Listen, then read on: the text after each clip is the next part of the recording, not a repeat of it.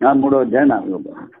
ఓం పూర్ణమద పూర్ణమిదం పూర్ణాత్ పూర్ణముదచ్యతే పూర్ణస్య పూర్ణమాదాయ పూర్ణమేవావశిష్యతే.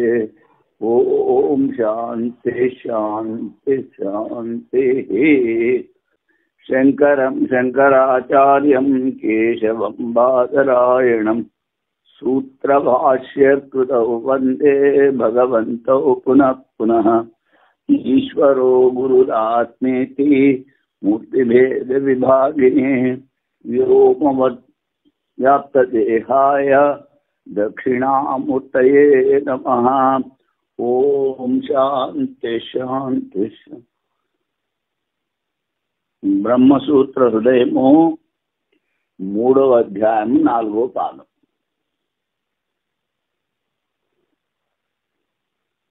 ఈ పాదంలో నిర్గుణ బ్రహ్మ యొక్క అంతరంగ మరియు బహిరంగ సాధనలు విచారం చేయదు.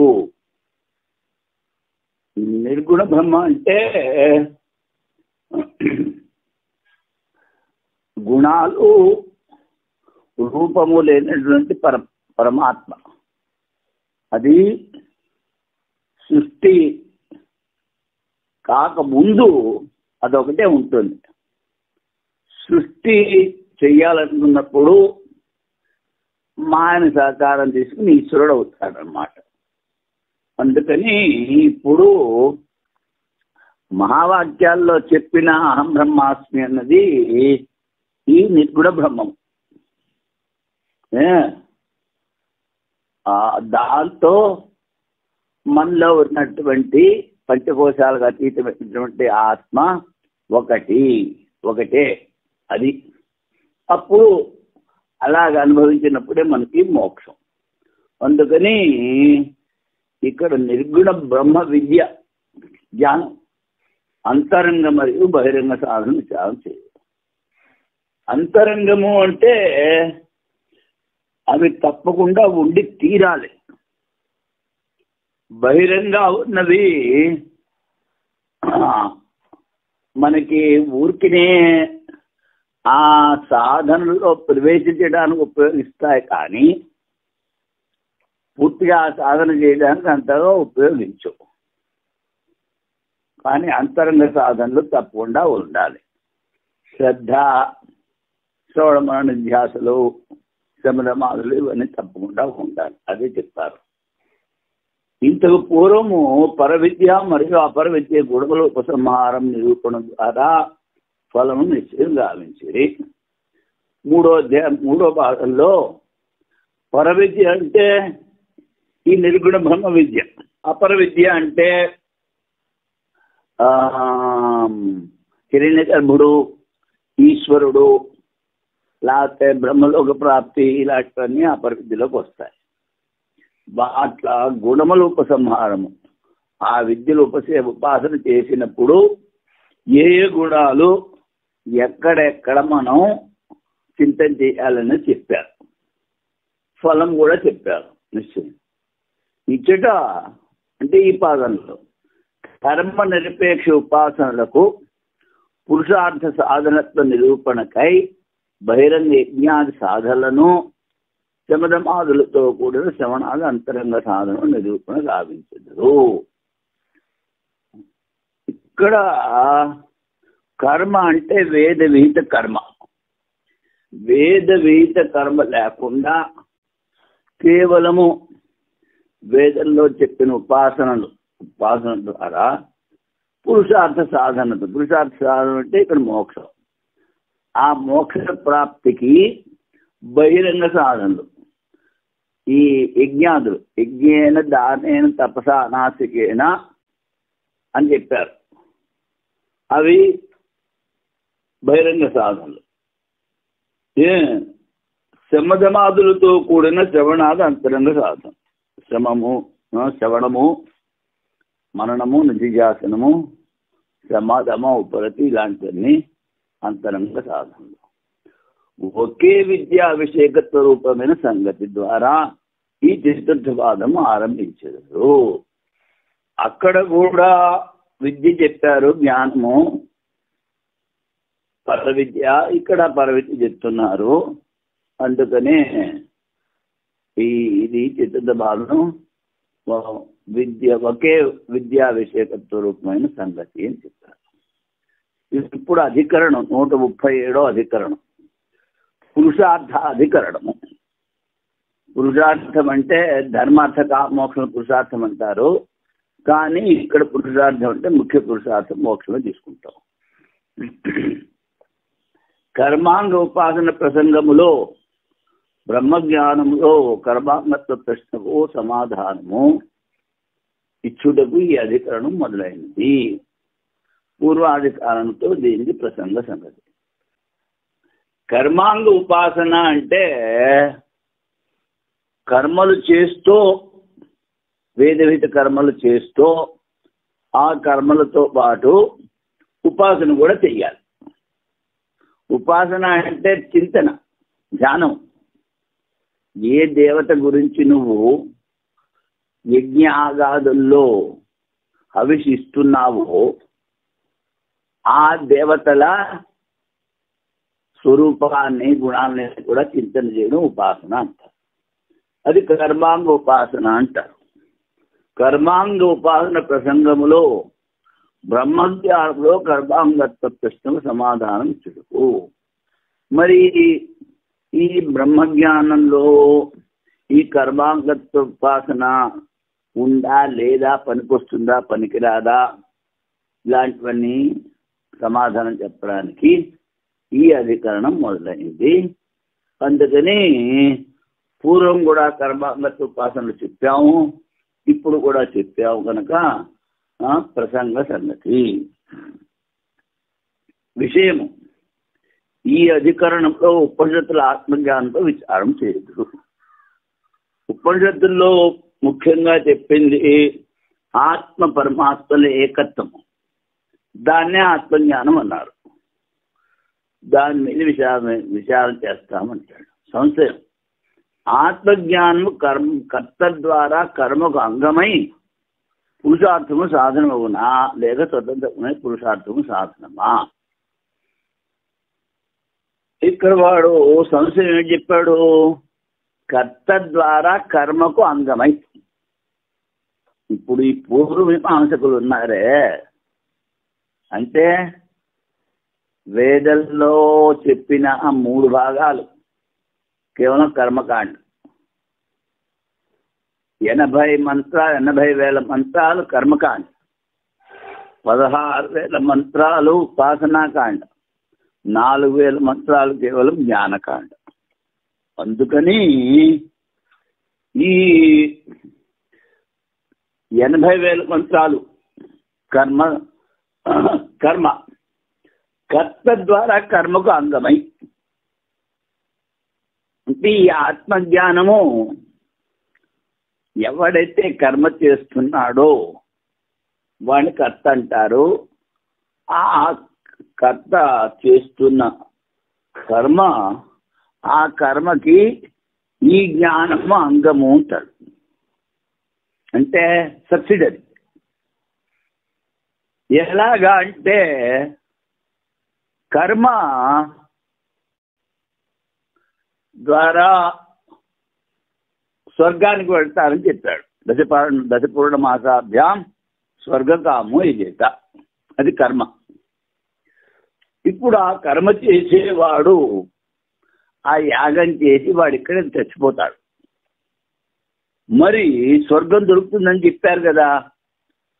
ఆ స్వర్గం అనికి ఈ చచ్చిపోయిన శరీరం కాకుండా దీనికన్నా వేరుగా ఉన్నది ఏదో వెళ్ళి అక్కడున్న భోగాలను అనుభవించాలి. వాడంటాడు, నువ్వు ఈ ఆత్మ, ఈ లింగ శరీరము ఇత్యాదులు స్థూల శరీరం కన్నా వేరని చెప్తున్నావు. అంతే మాకు కావాల్సింది. ఆ స్థూల శరీరం కన్నా వేరుగా ఉన్నటువంటిది ఏదైతే ఉందో అది అక్కడికి వెళ్ళి స్వర్గంలో అన్ని ఆనందాలు భోగాల్ని అనుభవిస్తుంది. అంటే నువ్వు చెప్పే వేదాంతం అంతా మా కర్మకి అంగం అయింది అంటాడు. అది అందుకని వాడి ప్రశ్న అన్నమాట. పూర్వమీమాంసకుడి సంశయం.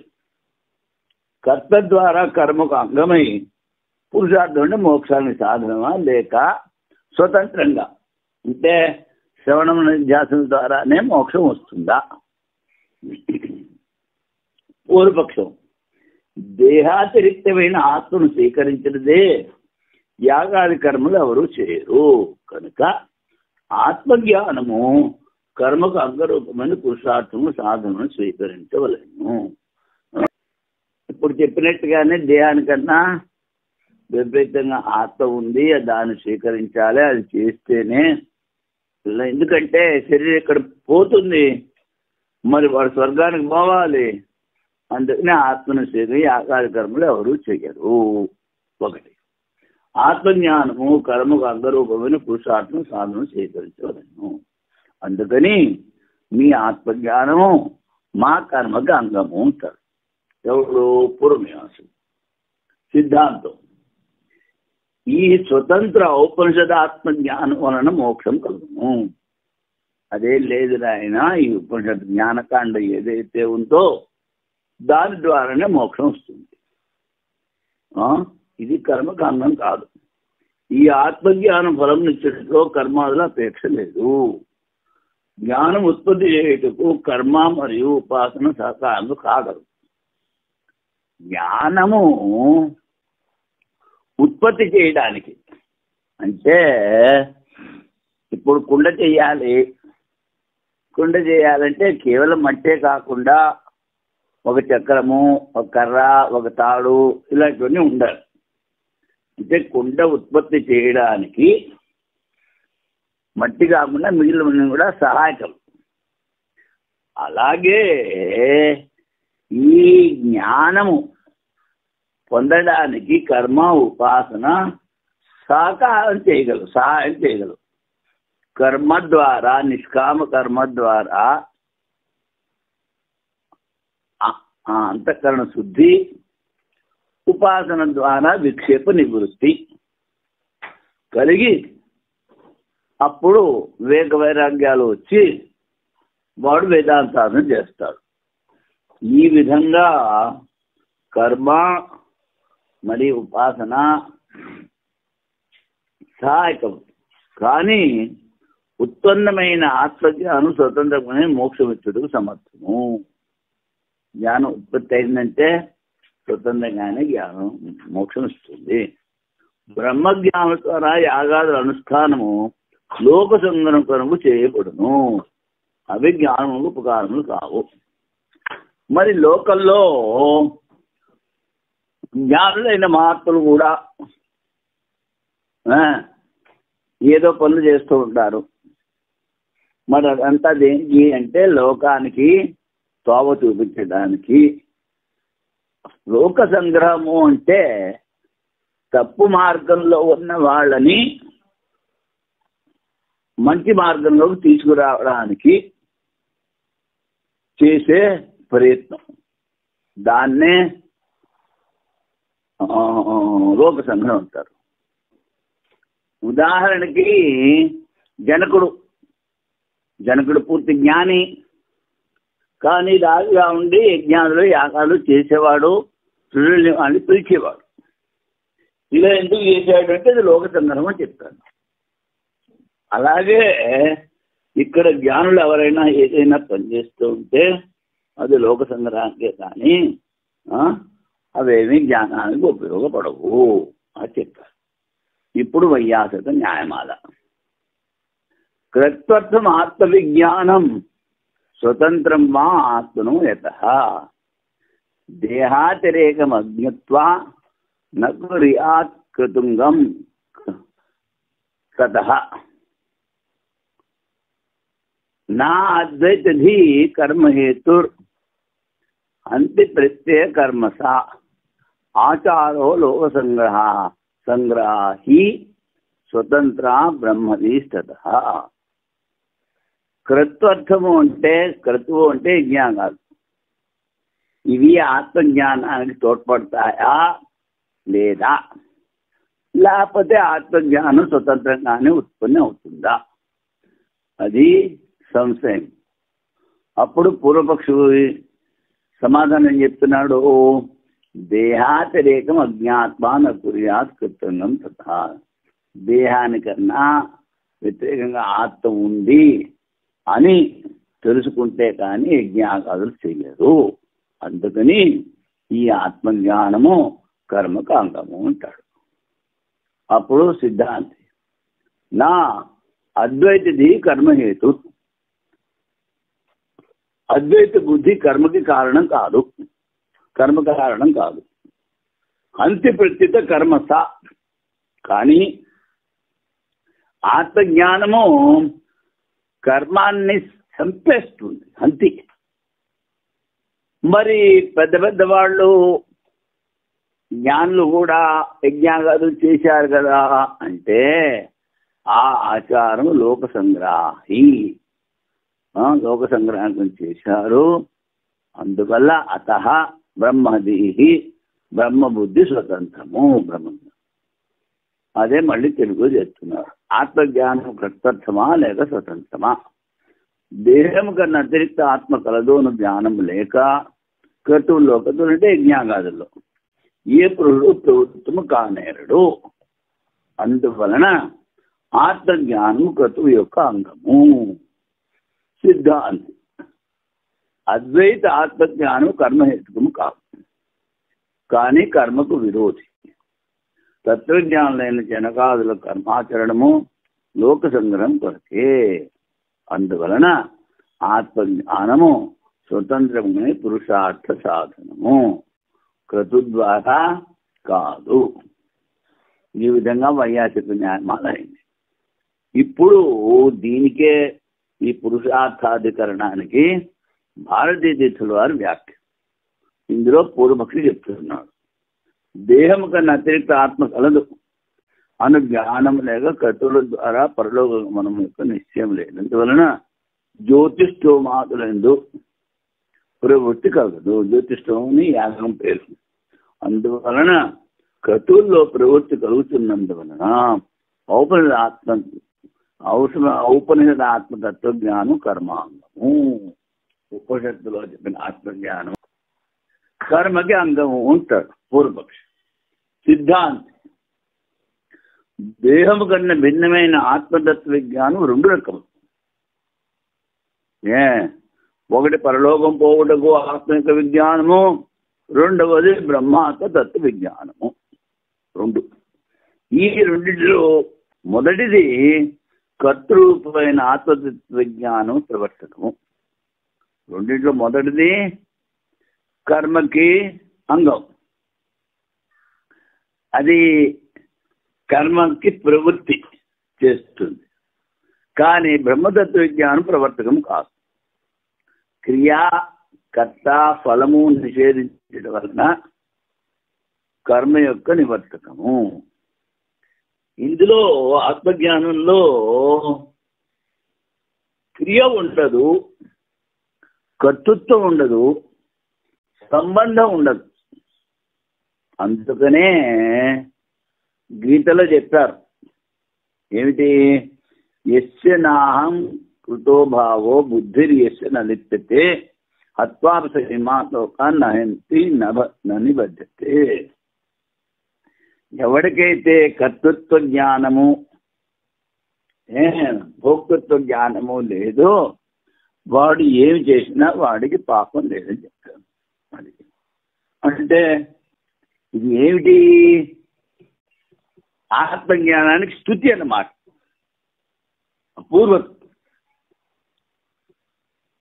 క్రియాకర్తకారం ఫలం నిషేధించడం కర్మ యొక్క నివర్తనం. అటులైన తత్వవేత్తలైన జనకాదులు కర్మలో ఏల ప్రవృత్తి కలిగి ఉండిరి అంటే సత్యం. అంటే సత్యం అన్నది ఇక్కడ అర్థస్వీకారం, పూర్తిగా కాదు.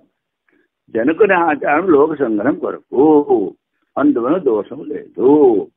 తత్వజ్ఞాని కూడా ముక్తి కొరకు కర్మ చేయవలసిన వచ్చినచో ప్రజాదుల గచ్చశృతి ఎటులో యుక్తి సంగతం అవును.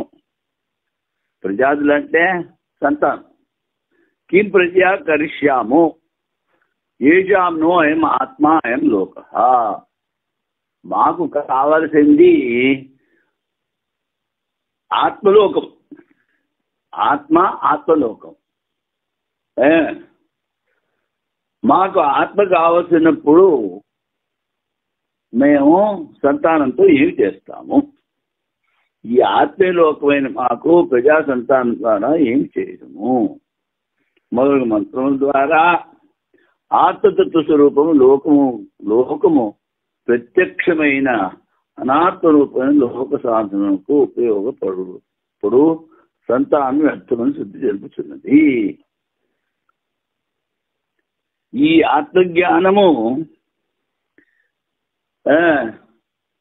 సంతానము అంటే ఇక్కడ లోకేషణ, విత్తేషణ, పుత్రేషణ.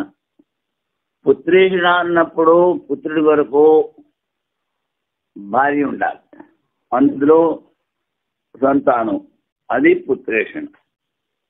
విత్తేషణ అంటే డబ్బు, లోకేషణ అంటే లోకంలో బాగా పేరు ప్రసిద్ధులు కావాలనేది, ఇదంతా లోకేషణ. అవేమి ఆత్మజ్ఞానికి ఉండకూడదు, అవన్నీ వదిలిపెట్టారు. అందుకని అవన్నీ అనాత్మ రూపం అన్నారు. అనాత్మ రూపం లోక సాధనకు ఉపయోగపడు సంతానం వ్యర్థమని శుద్ధి చెప్పుతున్నది. పుత్రేణ అయం లోకో జయ అన్నారు. అంటే పుత్రుని ద్వారా ఈ లోకాన్ని జయించాలి. అదే ఎలాగా అంటే తండ్రి అప్పు చేసి పోయాడు అనుకో, ఆ అప్పు కొడుకు తీరుస్తాడు. యజ్ఞ ఆగాదుల్లో కొంత భాగం చేసి వదిలిపెట్టేశాడు అనుకో, అది మళ్ళీ ఆ కొడుకు పూర్తి చెయ్యాలి. అలాగా ఈ లోకంలో తర్వాత శ్రద్ధార్థుల ద్వారా వాడికి స్వర్గము విప్పిస్తాడు. అందుకని పుత్రేణ అయం లోకో జయ అన్నారు. అది మరి సన్యాసులకి ఆత్మ ఒకటే లోకము, ఈ లోకం లేదు, పరలోకం లేదు, బ్రహ్మలోకం లేదు, ఏమీ లేదు. అందుకని దీనంతా అనాత్మ రూపం ఉన్నారు. సంతానం వ్యర్థము, జ్ఞానికి పుత్రేషణ ఉండదు. ఇదే విధమైన శృతి కిమర్థావయం అధ్యేష్యామహే కిమర్థావయం వీక్షామహే. మేము ఆత్మజ్ఞానమైన మేము ఎందుకు పాఠాలు చెప్పాలి, అధ్యయనం చేయాలి, చేయించాలి, యాగాలు దేని మూలాన్ని చెయ్యాలి, ఏ ప్రయోజనంతో అని కూడా శృతి ఉంది. అధ్యయనము యాగాలు ప్రయోజనం లేదు. లేకపోతే అధ్యాపన అధ్యయనము ఆత్మచింతన చేస్తాం కానీ, అంటే శ్రవణం బాగా చేసి మననం చేసి మననం పూర్తిగా అయినప్పుడు ఆత్మచింతన చేస్తూ ఉంటారు. అందుకని అప్పుడు ఊరికే రోజులా కూర్చొని గీతా పారాయణ చేయమని లేకపోతే ఉపనిషత్తు పారాయణ చేయమంటే వాళ్ళకు కుదరదు. అందుకని అధ్యయనం అన్నారు. అధ్యయన ప్రయోజనం అనేది ఈ విధమైన శక్తులను ఆదరించవలేను. ఇంతవరకు భారతీయ తీర్థుల వారి వ్యాఖ్య అయింది. ఇప్పుడు సూత్రం పురుషార్థోత శబ్దాదితి బాదరాయణ. పురుషార్థో అథ శబ్దాన్ ఇది బాదరాయణ. మోక్షము శృతులు చెప్పిన ద్వారానే వస్తుంది అని బాదరాయణ చెప్తున్నారు. ఆచార్య బాదరాయణ వారి అభిప్రాయం ఏమనగా ఆత్మజ్ఞానం ఉపనిషత్తుల ద్వారా మోక్ష రూపమైన పురుషార్థ సిద్ధి కలుగును. ఉపనిషత్తుల ద్వారా మోక్షం. సరది యోగం ఆత్మవిత్. ఇక్కడ ఆత్మజ్ఞాని శోకాన్ని దాటుతాడు అని చెప్తారు. అంటే శోక రూపమైనది ఏదో ఉంది. ఏమిటది లోకం కావచ్చు, శరీరం కావచ్చు, ఇదంతా శోకరూపం. అనిత్యమసుఖం లోకం ఇమం ప్రాప భజస్సుమా. తర్వాత దుఃఖాలయం అశాశ్వతం, ఇది దుఃఖాలయం. ఇటువంటి దుఃఖాన్ని, శోకం అంటే దుఃఖం, జ్ఞాని ఈ దుఃఖాలన్నీ దాడుతాడు అని చెప్పారు. ఆత్మజ్ఞాని శోకం దాటు. ఆత్మ సాక్షాత్కరించుకునేవాడు సంసార దుఃఖము తరించును. ఇలాగ శృతి కూడా ఉంది. ఇప్పుడు పూర్వపక్షం, ఇది సూత్రార్థమైంది. పూర్వపక్షం, జ్ఞాన కర్మ సముచ్చయం ద్వారా మోక్షం కలుగుతుంది. కర్మలు చేస్తూ ఉండాలి, శ్రవణ విద్యాసలు చేస్తూ ఉండాలి, అప్పుడు మోక్షం కలుగుతూ ఉంటాడు. సిద్ధాంతి, కేవలం జ్ఞానం ద్వారా మోక్షము. సంశయం, ఔపనిక ఆత్మజ్ఞానము కర్తను ప్రతిపాదించడం ద్వారా కర్మకంగమే పురుషార్థం సాధించడం లేక స్వతంత్రమే పురుషార్థం మొదటిగా చెప్పింది. ఈ ఉపనిషత్తు జ్ఞానము కర్తను కూడా చెప్తోంది కనుక ఇది కర్మకు అంగము అంటాడు పూర్వపక్షి. కర్మలో ప్రవేశించి పురుషార్థ సాధకం అవును అనను. కర్మలో ప్రవేశించిన తర్వాత నీకు మోక్షం కలుగుతుంది అంటాడు పూర్వపక్షి. సిద్ధాంతం, స్వతంత్రంగానే ఉపనిషత్ జ్ఞానంతో మోక్షం కలుగుతుంది. బాగా ఆచార్యులు చేస్తున్నారు. ఎందుకనగా తరతి శోకమాత్రమే, ఆత్మని సాక్షాత్కరించుకునే వాడు సంసార దుఃఖము ధరించును అని. బ్రహ్మవేద బ్రహ్మవేద భవతి. ఎవరైతే శరీరంలో ఉండగా ఆ పరతత్వాన్ని, ఆత్మని అనుభవించారో వాళ్ళు బ్రహ్మస్వరూపమే అవుతారు. ఇప్పుడు ప్రతివాడికి తెలుసు కదా, నేను ఉన్నాను. ఈ నేను అన్నది శరీరం జడం కనుక ఇది చైతన్యము, అదే నా ఆత్మ అన్నటువంటి సాధారణ జ్ఞానం ప్రతివాడికి ఉంటుంది. నేను శరీరం కన్నా భిన్నము, నేను చైతన్యము. కానీ అదే చైతన్యము అన్ని లోకాల్లో వ్యాపించి ఉంది. ఈ శరీరము, పంచకోశాలు ఇవంతా అనిత్యము, ఈ లోకాలన్నీ అనిత్యము. ఈ లోకాలన్నిటికీ నేను ఆత్మరూపముగా బ్రహ్మనై నేను అధిష్టానాన్ని అనే జ్ఞానం కలిగితేనే మోక్షం కలుగుతుంది. అంతవరకు నేను చాలా విన్నాను ఆత్మ గురించి, ఆత్మ నాకు తెలుసులేంటే అదంతా ఏం కుదరదు. అందుకని బ్రహ్మను తెలుసుకునేవాడు అంటే బ్రహ్మస్వరూపమై అన్ని లోకాలకి అధిష్టాన రూపంగా అనుభవించినవాడు. దాన్నే బ్రహ్మహృద ఆత్మతి పరమన్నారు. బ్రహ్మజ్ఞాని పరతత్వం పొందును. ఆత్మజ్ఞానమే మోక్షం కారణం చెబుతున్నది ఈ శృతులు. ఆత్మజ్ఞానమే మోక్షానికి కారణం చెప్తుంది. తర్వాత సూత్రం, శేషత్వాత్ పురుషార్థవాదో యథా అన్యేషు జైమిని. ఇప్పుడు జైమిని, ఈ జైమిని వ్యాసుల వారి శిష్యుడు. నలుగురు శిష్యుల్లో వీడు ఒకడు జైమిని. వీడు శుద్ధ కర్మకాండి, కర్మ ద్వారానే మోక్షం ఉంటాడు. వాడే పూర్వమీమాంస అంతా రాసింది. అందుకని శేషత్వాత్ పురుషార్థవాదో, అది ఈ ఆత్మజ్ఞానము కర్మకి శేషము. అంటే విద్యలు కర్మ సంబంధం చేస్తేనే ఫలము నొసంగవు. ఆ విద్యలకు స్వర్గాది భిన్నములకు ఫలములు చెప్పినను అవి అర్థవాదములు మాత్రమే. విద్యనగా ఆత్మస్వరూప జ్ఞానమే. కావున ఆత్మకర్త కావున జూ సంబంధం వలన పండమయత్వం యజ్ఞంతో సంబంధించినట్లు ఈ విద్యలు కర్మతో సంబంధించునని అది వాడు ఏమని చెప్పారు. ఇప్పుడు ఇక్కడ జుహు అన్నది ఒక పాత్ర యజ్ఞంలో. పర్ణమయి అంటే పలాసకరతో చేసిన యస్య పర్ణమయి జుహుర్భవతి నస పాపం ఆప్నోతి. ఎవరికైతే ఈ పలాసకరతో చేసిన పాత్ర ఉంటుందో జుపాత్ర, వాడికి ఎక్కువ ఫలితం ఇలాంటివి చెప్పారు. యస్య పర్ణమయి జుహుర్భవతి నస పాపం ఆప్నోతి, వాడికి పాపం ఉండదు. ఇప్పుడు ఏమిటి ఈ జుహు పాత్ర యజ్ఞంతో సంబంధించింది. యజ్ఞం చేసేటప్పుడు ఆ జుహు పాత్ర పలాసకరతో చేయాలి.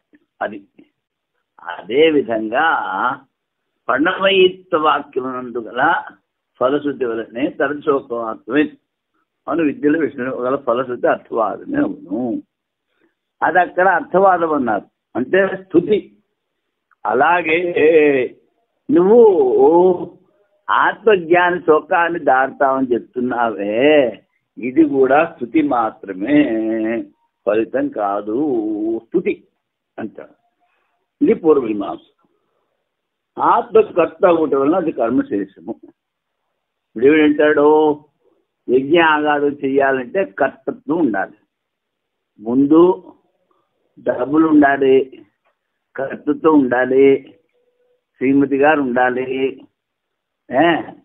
ఆ తర్వాత 16 మంది ఉత్తుకులు పిలిచి వాడు యజ్ఞం అనేది చేస్తాడు.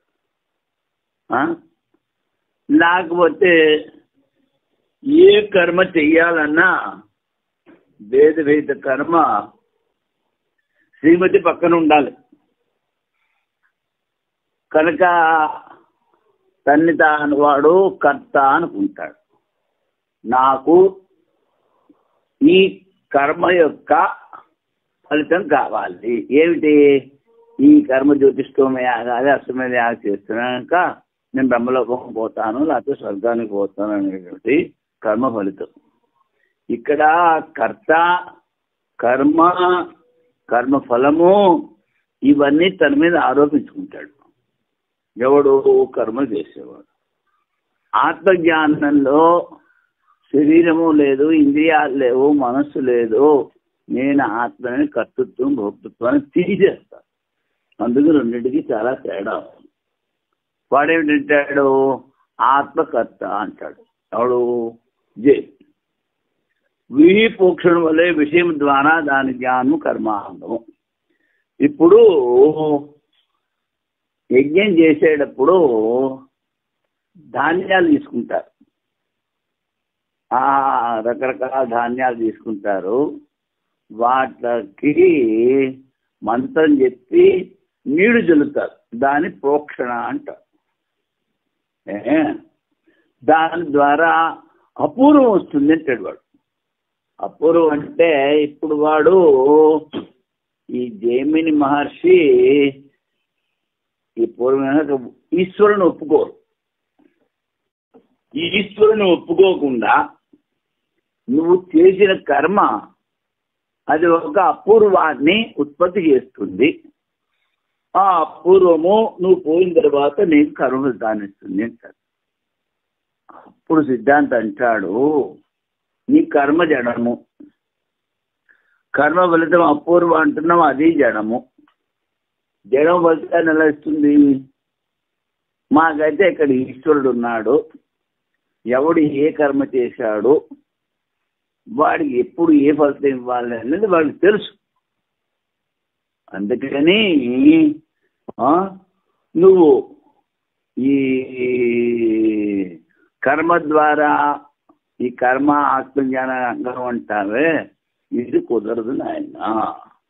వినిపోక్షణం అంటే దాని మీద నిండు చల్లడం, దాని ద్వారా అపూర్వం కర్మ ఫలితం ఇస్తుంది అంటాడు. అది అప్పుడు చెప్తారు, తరచు శోకం ఆత్మవిత్ ఆత్మసాకారి వాడు సంసార దుఃఖం తరించును మొదలు మంత్రముల్లో ఆత్మజ్ఞాన ఫలం స్వతంత్రంగానే వినిపించున్నది. కనుక అతడు కర్మకు అంగమేలగును అనుదేమో. మరి ఇక్కడ స్వతంత్రంగా వినిపిస్తోంది కదా కర్మ అంటే అది ఫలశూన్య వస్తువే కర్మకు అంగముగా కనబడుతున్నదా సంశయం. ఇప్పుడు ఈ పూర్వమీమాంసకులు ఏమిటంటారంటే ఫలితం ఉంటేనే అది కర్మ అవుతుంది, అదే కర్మ, ఇదే వేదం చెప్తుంది అంటారు. మరి కర్మ లేనిది, కర్మ ఫలితం లేనిది వేదం కాదంటాడు. వీళ్ళంతా ఏమిటా అంటే స్తుతి అంటాడు, కర్మకు స్తుతి అంటాడు. అది ఇప్పుడు చెప్పాడు. నిత్య పర్ణమై జుహుర్భవతి నస పాపం శ్లోకం సుమోతి. అది ఎవరిని జూపాత పలాస మోదు కలపతో చేయబడినదో వాణిని పాపం స్పందించడం మొదలగు వాణిలో మరియు ఇతర ద్రవ్య సంస్కార బోధకమైన వాక్యములో ఫలశ్రుతి అర్థవాదము. ఇక్కడ ఫలశ్రుతి అర్థవాదం. అర్థవాదం రెండు రకాలు, ఒకటి శృతి, ఇంకోటి నింద. ఇక్కడ శృతి, దాని అర్థవాదం. అసలునే ఇచ్చట పురుషార్థ శృతి అర్థవాదము, తరశోకమాత్రవిత్ అన్నది అర్థవాదము అంటాడు సౌరోజమీమాంస. దేహము కన్నా భిన్నమైన ఆత్మజ్ఞానము దేహపాతానంతరం ఫలము ఇచ్చుతున్నది. మీ ఉపనిషత్తులు ఏం చెప్తున్నాయి? దేహం కన్నా భిన్నం ఆత్మ, ఇది దేహపాతానంతరం ఫలం ఇచ్చుతుంది అని కర్తను బోధించడం వలన ఉపయోగం కాదు, కర్మకాండ ఉపయోగం ఇస్తుంది అంటాడు. అపద పాపత్వాలు విష్ణు గుణములు గల అసంసార ఆత్మజ్ఞానం ప్రవృత్తి విషయం కాజాలదు. ఇప్పుడు ఆత్మకి ఏం చెప్పారు? అపద పాప, అందులో పాపం లేదు, నిరాకారము, నిర్గుణము, నిష్క్రిమి లాంటివి. ఇప్పుడు అసంసారి, సంసారంలో లేడు వాడు, అంటే సంసారము వానిలో అధ్యస్థము. అలాంటి ఆత్మజ్ఞానము ప్రవృత్తి విషయం కాగాలంటాడు. ముందు చెప్పాను కదా, ఒక కర్మ చెయ్యాలి అంటే ముందు కర్మ ఫలితం కావాలంటాడు. కర్తృత్వం, భోక్తృత్వం అంటాడు. శృతి విన్నాడు, ఏమిటి? దశపూర్ణమాసాభ్యాం స్వర్గకామో ఇదేత అని విన్నప్పుడు వాడిలో ఫలితాన్ని ఆశించి ప్రవృత్తి కలుగుతుంది. ఏమిటి? ఈ యజ్ఞం చేస్తే నాకు స్వర్గం వస్తుంది. అలాగ కేవలము నిష్క్రియమైన ఆత్మ దాని గురించి వింటే ప్రవృత్తి ఉండదంటాడు. క్రియాది ధర్మల ద్వారా సూత్రమైన సంసార ఆత్మను చూడవలేను అను ఉపదేశం అపద పాపత్వాది విశేషం స్తుతి కొరకు. ఇదంతా స్తుతి అంటాడు. ఆత్మజ్ఞానం కర్త ద్వారా కర్మకు శేషము. ఇక్కడ ఈ 2వ సూత్రం నుంచి 7వ సూత్రం వరకు పూర్వపక్షం. అంటే ఆ పూర్వమీమాంసకుడు చెప్తాడు కర్మ ద్వారా మోక్షం, కర్మ ఆత్మక అంగము, ఇదే వాడి పాయింట్. ఆచార దర్శనాత్ 2వ సూత్రం చెప్పాడు. ఆచార దర్శనం, పెద్ద పెద్ద ఆత్మజ్ఞానులందరూ కర్మలు చేశారు.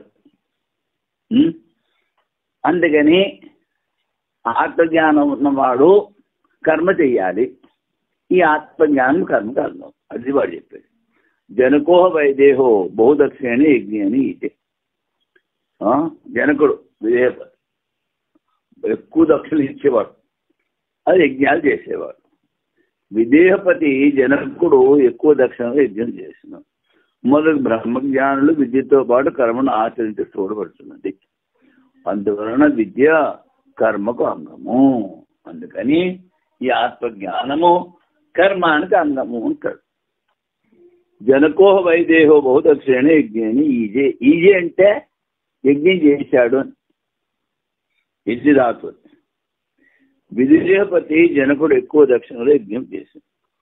బ్రహ్మజ్ఞాన జనకుల్లో కూడా జ్ఞానంతో పాటు కర్మాచరణ చూడబడుతున్నది. అది అందువలన బ్రహ్మ విద్య కర్మను అంగమని స్వీకరించలేదు.